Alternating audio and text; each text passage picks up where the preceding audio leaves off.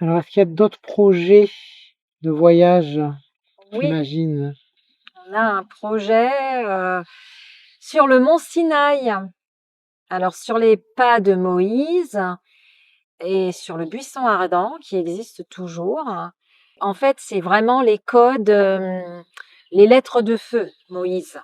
Donc, ça active au niveau de l'ADN et c'est pas anodin. Alors évidemment, on n'est pas, forcément dans une croyance, hein, on va pas, enfin moi je vais pas sur les pas de Moïse dans un cadre religieux. C'est vraiment pas à ce niveau-là que ça va se situer. Ça va être vraiment tout un travail sur, les lettres de feu, mais aussi sur la dimension solaire de notre ADN. Puisque de toute façon, là, dans les années à venir, on est amené à être de plus en plus des êtres solaires et à développer notre dimension christique solaire. Donc c'est plus dans cet état d'esprit-là que ce voyage au Mont Sinaï aura lieu, avec aussi les lieux certainement qu'on visitera, donc le monastère Sainte-Catherine évidemment, et d'autres lieux en Égypte. Ça sera en Égypte, hein, de toute façon. Après, il y aura peut-être d'autres projets ailleurs, mais pour l'instant, c'est l'Égypte qui appelle, qui m'appelle en tout cas. Voilà. Donc ça serait pas pour le prochain voyage qui est déjà prévu, mais pour un voyage ultérieur, donc peut-être Ça l'année sera en prochaine. 2026 probablement. Ok. Ouais. Et est-ce que tu sais pourquoi en ce moment c'est particulièrement l'Égypte qui t'appelle? Bah, comme je l'ai dit, hein, il y a des. Moi, je pense que c'est une terre que j'ai foulée. Hein. J'ai eu une vision quand j'y étais, hein, de prêtresse. Donc, je sais que j'ai été initiée. J'étais prêtresse en Égypte. Et je pense que j'ai eu pas mal de vie en Égypte.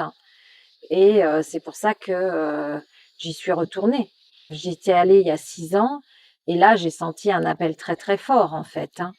Donc, je réponds à l'appel, comme l'appel du désert. Le désert m'appelle aussi de manière très, très forte parce que c'est des lieux qui sont encodés et qui sont vierges. Et donc, il y a encore des énergies extrêmement puissantes. Alors, l'Égypte, il y a eu beaucoup de passages dans les temples parce qu'il y a beaucoup de tourisme, mais tout est encore là. Tout est encore là en subtil.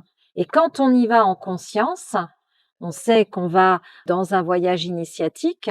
Donc un voyage initiatique, c'est pas un voyage touristique, c'est un voyage où on y va en conscience pour vivre des choses en conscience, même si on ne sait pas ce qu'on va y vivre et ce qu'on va ramener, parce que ça s'inscrit dans nos corps subtils, mais ça va occasionner un changement vibratoire. Et quand il y a un changement vibratoire, nos cellules vont vibrer autrement et il y a une expansion de conscience. Donc c'est ça un voyage initiatique, en fait. La différence avec un voyage classique, c'est qu'on va à un endroit, on visite un endroit, c'est sympa, on vit des choses sympas.